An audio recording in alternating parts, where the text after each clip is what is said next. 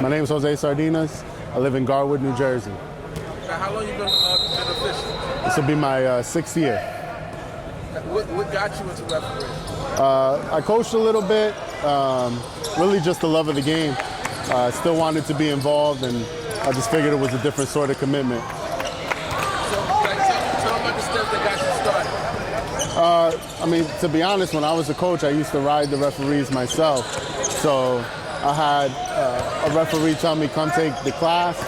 I did. I learned a lot more than I thought. I thought I knew it all, but I ended up learning a lot of the rules and things like that, and got into refereeing, been a referee ever since. Now, as a referee, how does it change your outlook of basketball? You get to know the players a little more. It changes your outlook as far as the things that go into the game, the team aspect, working together.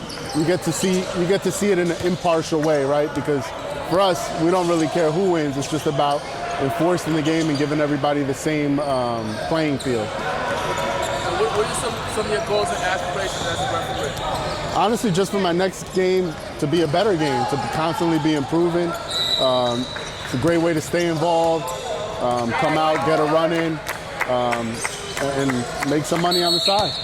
Now, you've done a great job as a rules analyst on the D1 Media Pro game. Tell me about that. How do you like that? Well, I love it because one of the most important things in basketball, in New Jersey, we have a lot of fans who know basketball.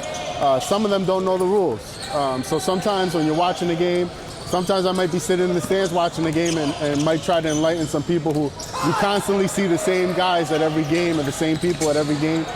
It's just nice to give them a different idea because you might know basketball, but sometimes the rules are a little different. So just explaining why things are called the way they are. The rules different from high school to college? Yeah, there's small differences, high school, college, NBA.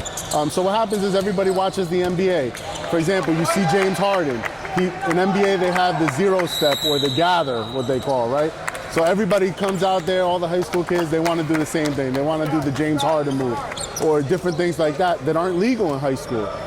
So for us, we're working against what everybody sees on TV, right? Because they're watching ESPN, they're watching the finals.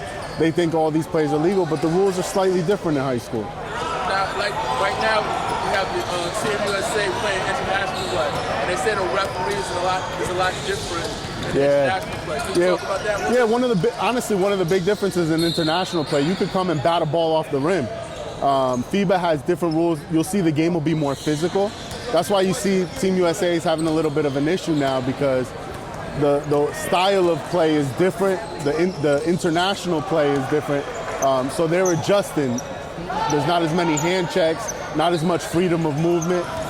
So even when you watch the Olympics or you watch a FIBA game, even that's going to be different from what people are used to. So what advice do you have for young players coming up, and young coaches in the game of basketball? Honestly, the biggest advice I have for young players and young coaches is be accountable. In today's society, you see a lot of people come from basketball games, they want to blame everything on the ref, they want to blame everything on the outside circumstances. Honestly, be the best player that you can be. Because you can look back at every game and say, well, if I would have made this shot, if I would have looked for this open player, the game might have turned out different. I would say be accountable.